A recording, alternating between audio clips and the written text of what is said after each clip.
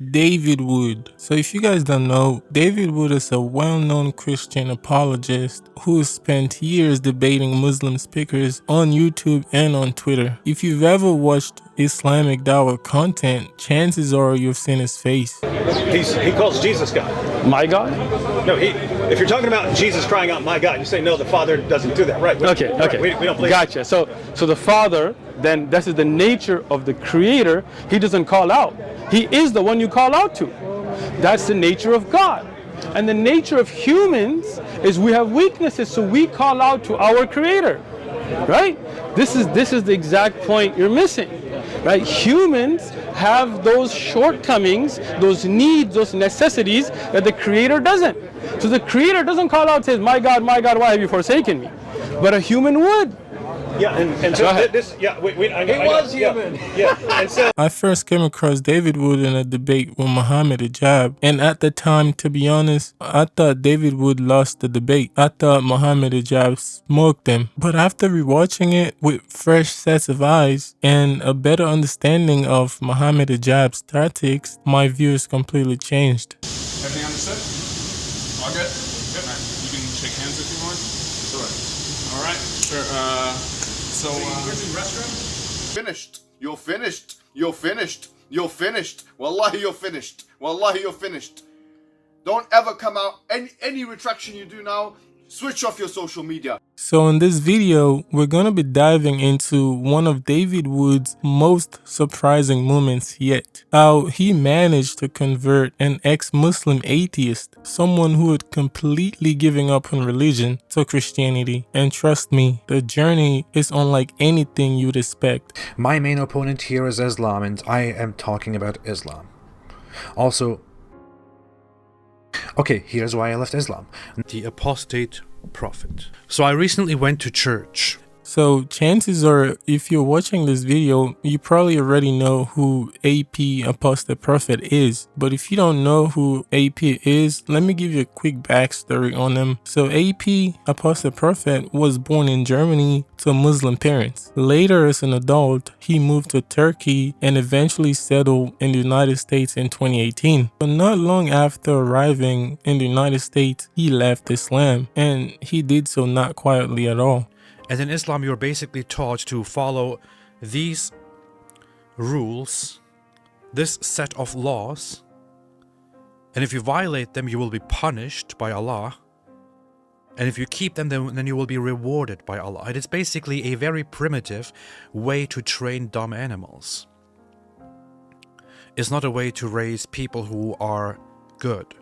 He cut ties with his parents, who haven't spoken to him since. But walking away from Islam wasn't enough for him. He made it his mission to criticize it, and pretty harshly. AP even claimed that the Prophet Muhammad was mentally unstable and blamed that for what he saw as disturbing verses in the Quran. Things got so intense, he even said that the Pakistani government tried to get his Twitter banned over one of his comments. That was only the beginning. AP became more vocal about Islam to the point that he was ripping pages from the Quran during live streams, and he was also arguing with Muslim debaters across different forums. This, of course, sparked massive backlash. Major Islamic YouTubers like Daniel Akikachu, Ali Dawah, and Muhammad Hijab began attacking him. Ali Dawah even publicly stated that he'd be happy to see people like AP executed in an Islamic state.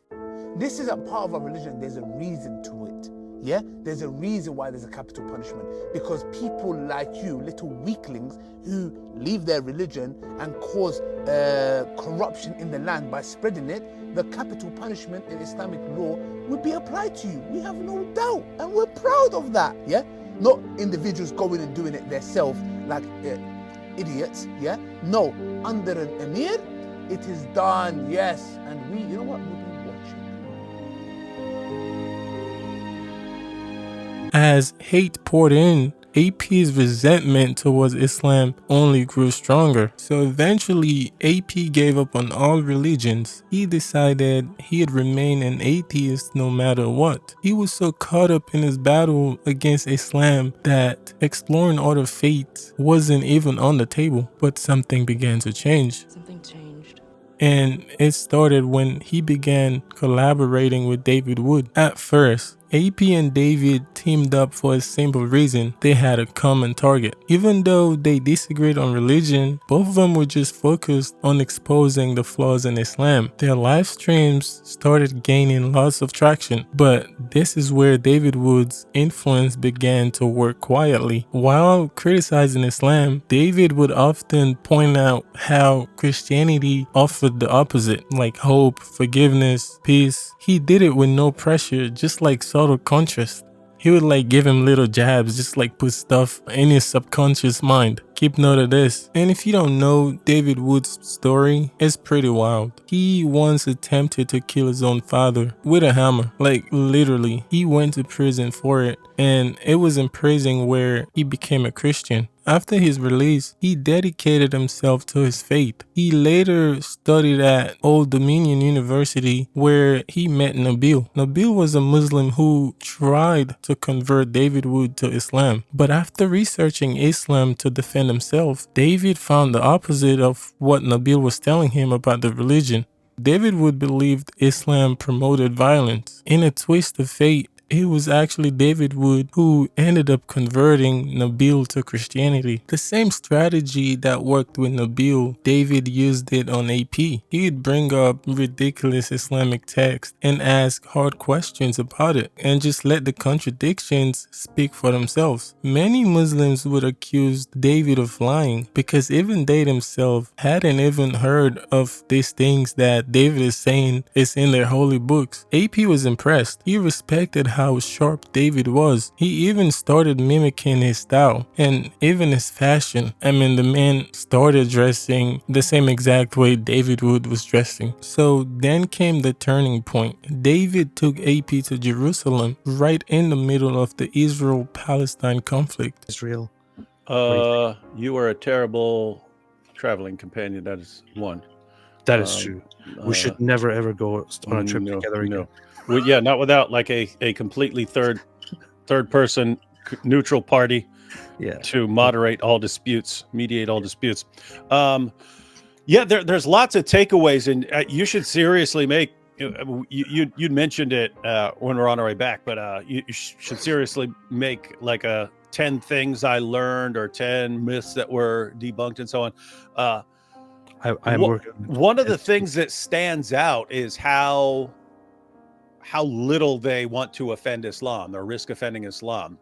And that's kind of in multiple ways. I mean, like the Jewish population, even when we were talking to people whose families are still being held hostage, they're just like that. They'll talk about wanting to get their family members back and stuff. And then they'll say, but we understand this has nothing to do with Islam and that Islam doesn't advocate killing Jews or taking captives. And you and me are sitting there like, you don't want to interrupt someone who's talking, about trying to get their sister back or something like that. But I mean, it's like, you're still defending this. You guys are defending this stuff. So one, there's not a lot of hostility towards Islam. They will direct it at Hamas.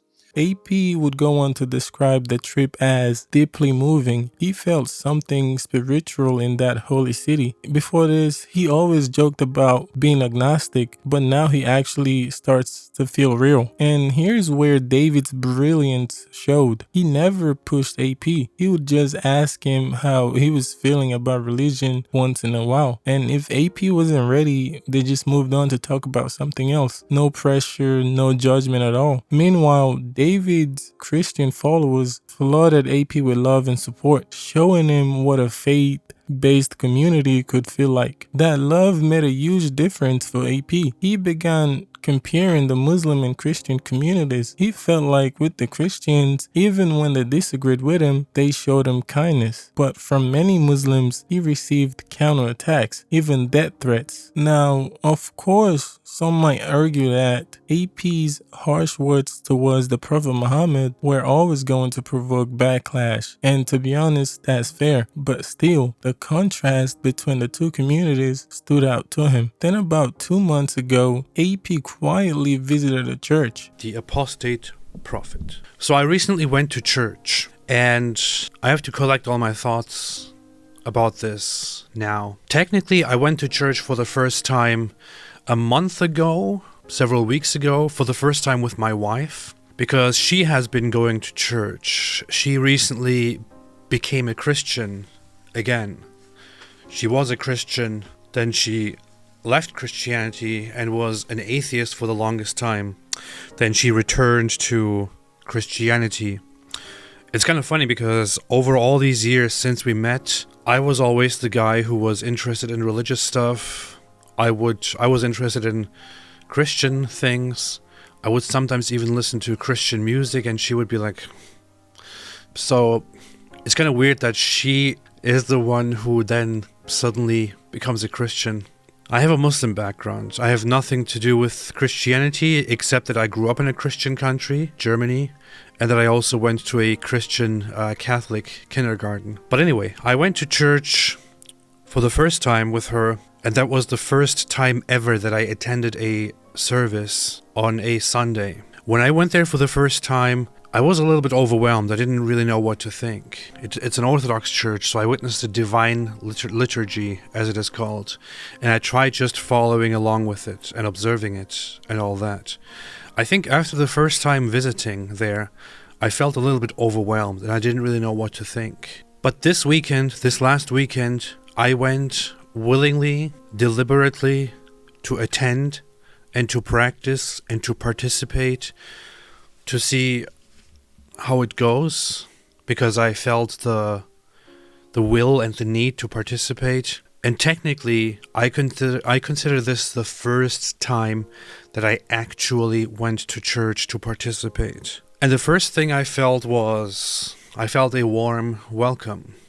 Smiles from people, a nod from the priest, a warm welcome from the priest. He saw me when I first visited, so he came to me and said, "Welcome back, I'm glad to see you here." There was a close attention by the priest to help those who are new to the church, to help them along with the liturgy. So he would occasionally look at me and to some others who were new and just tell us what we are doing right now, where we are in the liturgy, so we could follow along.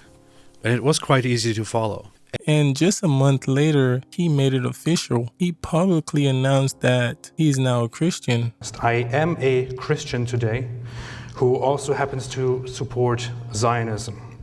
It's one of the most unexpected conversions we've seen on the internet, because building a fan base of atheists and ex-Muslims and then just publicly announce that you're a Christian, that's really huge. And honestly, a huge part of that credit goes to David Wood. If David Wood hadn't taken the time to listen, answer questions, and guide AP patiently, this might have never happened. And ironically, the Dower guys, through their constant hostility, played a role in this conversion too, but without meaning to. They helped push AP farther away from Islam and closer to Christianity. So what do you think? Was this the most smoothest, most unexpected conversion on YouTube? Let me know in the comments, and don't forget to subscribe. And remember, you don't know what you don't know. Stay blessed.